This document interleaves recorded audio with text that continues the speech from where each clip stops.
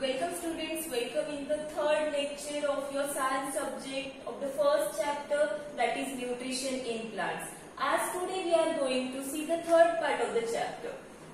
In first lecture we have seen the modes of nutrition. In the second lecture we have seen the reaction or the process of photosynthesis as well as how do plants get nitrogen, वो protein कहाँ से obtain करेंगे, nitrogen का use क्या है. उसके साथ ही हमने देखा था what are the parasitic plants and what are the insectivorous plants. These all the things we have discussed in the previous lecture. Now today we are going to see saprophytes. What is saprophyte? We were seeing the topic other modes of nutrition in plant. The two basic modes of nutrition as we have seen in the very first lecture that were autotrophs and heterotrophs. जो आत्मनिर्भर होते हैं वो autotrophs थे, जो किसी और पे डिपेंड थे वो that are the heterotrophs. उसके बाद हमने मोड ऑफ न्यूट्रिशन में देखा पैरासिटिक प्लांट. पैरासिटिक प्लांट क्या होते हैं? जो होस्ट प्लांट पे किसी और प्लांट पे डिपेंड करते हैं. If they are completely dependent on other plant to obtain the water and other nutrient, then that plants are known as total parasitic, जिसका एग्जांपल हमने देखा था Cuscuta plant. And the plants which are dependent upon host plant only to get water and some minerals, सिर्फ water and some minerals अगर वो host plant से obtain करता है and it already contains chlorophyll, then that plants are known as nothing but the partial parasitic plants. And the example of partial parasitic plants as we have seen yesterday were मिसेक्टो. उसके बाद हमने insectivorous देखा था, pitcher plant देखा था. Insectivorous plants का example क्या है? पिक्चर प्लांट जो मैंने यहाँ पे आपको एक ड्रॉ करके बताया था. आपके घर में होता है ना पानी का वो मटका होता है जो मिट्टी से बना हुआ, तो उसका जो शेप होता है उसे क्या बोलते हैं इंग्लिश में? पिक्चर. और उसके शेप का वो प्लांट होता है, that is therefore that plant is known as insectivorous plant. Why it is insectivorous? क्योंकि वो किस पे फीड करता है? वो इंसेक्ट्स को अपने अंदर लेता है और उससे वो अपना फूड ऑब्टेन करता है. That's why that plant is known as insectivorous plants. Today we are going to see saprophytes. Now, what are the saprophytes? Do you have any idea about saprophytes? Okay, let me tell you. Saprophytes are organisms that obtain nutrition from decaying organic matter. Monotropa is a saprophytic plant. Saprophytes क्या होते हैं? जो decaying organic matter जो होता है, मतलब कि जो डेड एनिमल्स है या जो खराब हुआ स्टेल फूड हम जिसे बोलते हैं कि 2-3 दिन का जो बचा हुआ फूड होता है, ऐसे फूड पे देखो व्हाइट कलर का कुछ ऐसे लेयर आ जाती व्हाइट कलर की, जिसे हम मराठी में बुरशी भी बोलते हैं. तो that is nothing but the fungus. And fungus is a saprophytic plant. Saprophytic plants क्या होते हैं? ऐसे ये प्लांट्स क्या होते हैं? These are the organisms. These are not only the plants, these are organisms. Okay, तो ये सिर्फ हम ऐसे इसको बोल सकते हैं कि ये लिविंग बीइंग्स है, but not exactly only plants. Saprophytes can be plants as well as animals. These are the organisms which obtain their nutrition from decaying matter. तो जो डेड एनिमल्स वगैरह है, जो डिकेइंग मैटर है, जो खराब हुआ मैटर फूड मटेरियल जो होता है, उससे वो खुद के जो न्यूट्रिशन ऑब्टेन करते हैं, that are the saprophytes. Monotropa is a saprophytic plant. एक प्लांट का नेम यहाँ पे आपको एग्जांपल गिवन है, that is Monotropa. Fungi are saprophytes. देखो fungus and fungi. Fungus this is singular and इसको जब आप प्लूरल में लेके जाओगे तो इसका क्या हो जाएगा? फंगी.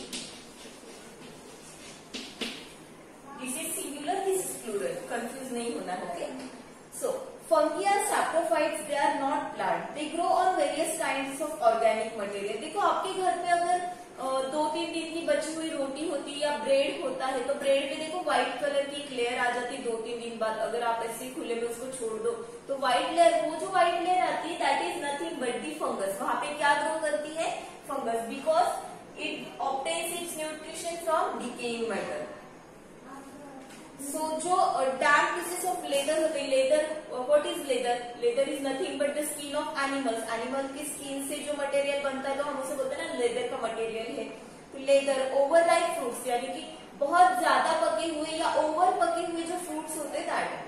स्टेल ब्रेड, पिकल्स, जो अचार होता है जो खराब हो गया, या फिर स्टेल ब्रेड यानी कि 2-3 दिन का जो पुराना ब्रेड होता है, तो इसपे क्या ग्रो करते हैं? Fungus. Now we will see how to saprophytes obtain nutrition. Saprophyte उनसे न्यूट्रिशन ऑब्टेन कैसे करते हैं, इसके लिए आपकी बुक पे देखो पेज नंबर 8 पे जाओ, आपके बुक पे एक चार्ट भी गिवन है, उसमें देखो हम फिगर वाइज जाते हैं। The first one is saprophyte, that is fungus grows on organic matter. As we have seen, what is organic matter? Bread वगैरह जो फूड होता है ये ऑर्गेनिक मैटर पे फंगस ग्रो करती है। सैप्रोफाइट्स जो है वो ग्रो करेंगे। तो देखो वहाँ पे एक पोटैटो जैसा कुछ तो भी फूड मटेरियल गिवन है और उसके ऊपर वो व्हाइट जो लेयर है that is nothing but the fungus. Now saprophyte secretes digestive juices. What are the digestive juices?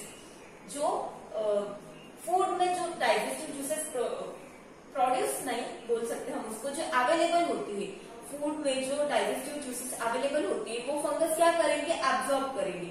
उसके बाद ये डाइजेस्टिव जूसेस क्या करते हैं? जो ऑर्गेनिक मैटर होता है अपने बॉडी में, देखो हम जब खाते हैं तो उसके स्टमक में जाके फिर उसके डाइजेस्टिव जूसेस में वो ब्रेक डाउन, डाइजेस्टिव जूस क्या करेगा? वो जो फूड है उसको ब्रेक डाउन करेगा into simpler substance. In the same way fungus में भी होगा। और उसके बाद the saprophyte absorbs the solution and obtain nutrition, और इससे सैप्रोफाइट्स क्या ऑब्टेन करते हैं? Nutrition. Now the fungi living in the soil feed on dying plant and animal matter and in the process release useful substances into the soil. तो fungi जब nutrition obtain करेंगे from decaying matter, तो ये process में along with obtaining the nutrition ये क्या करेगा? Release करेगा some useful substances into the soil. वो खुद तो फीड कर रहा है, खुद के लिए वो मटेरियल कलेक्ट कर रहा है, न्यूट्रिशन वो कलेक्ट कर रहा है, बट एज वेल एज वो कुछ ऐसे यूजफुल सब्सटेंसेस है जो रिलीज कर रहा है सॉइल में। और ये जो सॉइल में अगर वो रिलीज करेगा और वहां पे अगर हम कोई और प्लांट्स अगर प्लांट करते हैं तो उससे क्या होगा? तो जो न्यू प्लांट हम वहां पे लगाएंगे तो वो बेबी प्लांट को जो इसेंशियल न्यूट्रिएंट्स है वो फंगी ने जो सॉइल को दिए उससे वो ऑब्टेन कर सकते हैं। These substances are soluble in water. Roots of plants absorb them along with water. तो ये जो फंगस जो सब्सटेंसेस, सिंपल सब्सटेंसेस रिलीज करेगा इनटू द सॉइल, ये क्या होंगे? Soluble in water, water soluble, मतलब कि ये वाटर में मिक्स हो जाएंगे। और as we know the function of the roots, roots का फंक्शन क्या है? रूट क्या करेंगे? सॉइल में जो प्रेजेंट न्यूट्रिएंट्स होते हैं, मिनरल्स होते हैं जो वाटर सॉल्युबल है, along with the water it will absorb all the nutrients and it will provide to the leaf and other parts of the plant. Now the third part is leakage. देखो fungi का और एक example हम देखते हैं mushroom. Mushroom क्या होता है? देखो अपना भी बारिश का सीजन चल रहा है, अपने यहाँ पे आई थिंक आपके भी एरिया में ये मशरूम आपको दिखने को मिलेगा। मशरूम क्या होता है? Cut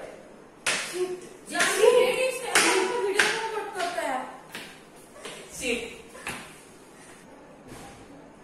So the next point we will see that is fungi. Fungi का एक एग्जांपल देखते हैं मशरूम। मशरूम क्या होता है? देखो आज हमारा बारिश का सीजन चल रहा है, तो बारिश के सीजन में पेड़ के नीचे जो मेन एक प्लांट में भी नीम का झाड़ होता है, कोई भी बड़ा सा जो पेड़ होता है उसके नीचे ऐसे छोटे छोटे स्ट्रक्चर आते हैं। देखो व्हाइट कलर का ही उसका स्टेम होता है और उसके ऊपर ऐसा कुछ तो भी स्ट्रक्चर होता है व्हाइट कलर का, और उसमें पोर्स होते हैं, है ना? ऐसा स्ट्रक्चर आपने देखा होगा, वो पेड़ के नीचे आता है। तो ये क्या होता है? मशरूम, जिसे देखो अपने रीजन में इसको कुछ छोटे बच्चे इसको कुत्ते का छाता भी बोलते हैं, कुत्ते का छाता बोल के भी ये प्रेजेंट है।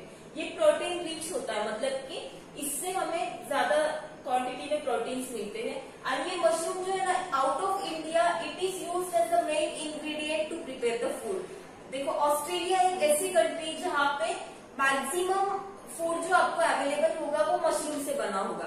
हमारे यहाँ पे हम उसको प्रीफर नहीं करते। हमारे इंडिया का भी नॉर्थ ईस्ट का जो आसाम, अरुणाचल प्रदेश, मिजोरम, मेघालय, वो सब जो स्टेट्स है ना, वहाँ पे भी मशरूम को यूज किया जाता है as the main ingredient to prepare the food. क्यों? Because it is rich in protein. So this is also the example of fungi.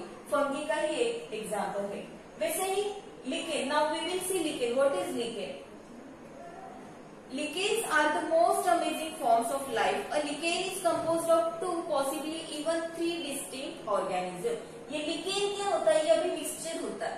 This is the organism, but ये ऐसा ऑर्गेनिज्म है, ये दो ऑर्गेनिजम्स के मिक्सचर से, दो या मोर देन टू और मोर देन 2 ऑर्गेनिजम्स के मिक्सचर से क्या बनता है? लिकेन। तो वो दो ऑर्गेनिजम्स कौन से होते हैं जिसके मिक्सचर से ये बनेगा?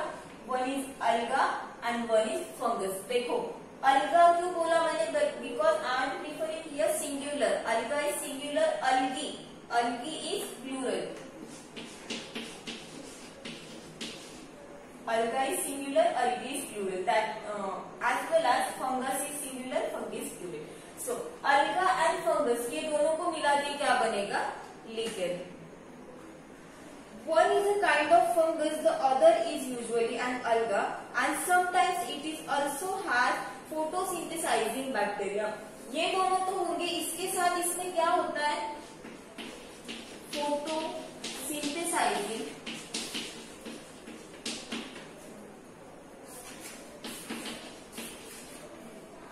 बैक्टीरिया. ऐसे बैक्टीरिया भी इसमें प्रेजेंट रहेगी जो कि फोटोसिंथेसिस की प्रोसेस कैरी आउट करेंगे. In this association means in this group, in this mixture the alga contains chlorophyll and it makes its own food. Alga जो है इसमें क्लोरोफिल होता है, तो ये क्या करेगा? खुद का फूड प्रिपेयर करेगा. एंड फंगस क्या प्रोवाइड करेगा? Water and minerals. As we know, as we have seen in saprophytes, fungus क्या करता है? Decaying materials से water and other nutrients से obtain करेगा. तो फूड बनाने के लिए, इनके सर्वाइवल के लिए अल्गा इसको प्रोवाइड करेगा chlorophyll and it will make its food. And जो अदर रिमेनिंग इंग्रेडिएंट्स है जिसकी वाटर लगेगा यहाँ पे, और क्या इसेंशियल होता है? Some minerals. तो ये मिनरल्स कौन प्रोवाइड करेगा? फंगस. और इससे ये बनता है lichen. So these kind of relationship between two or more organisms where all of them are mutually benefit is called symbiosis. Symbiosis क्या होता है? Symbiosis क्या होता है? ऐसा रिलेशनशिप जहाँ पे जितने टू और मोर देन टू जो मेंबर्स है वो सब मेंबर्स कुछ ना कुछ हेल्प कर रहे, सबका कुछ ना कुछ कंट्रीब्यूशन है और उससे सबको बेनिफिट होता है, कुछ बेनिफिट होता है. Such relationship is known as symbiosis. So here this is the end of the chapter. ये आपका चैप्टर यहाँ पे 8 होता है. आई होप कि आप सबको ये पूरा चैप्टर समझ में आ गया है. In the next lecture. Okay, thank you so much.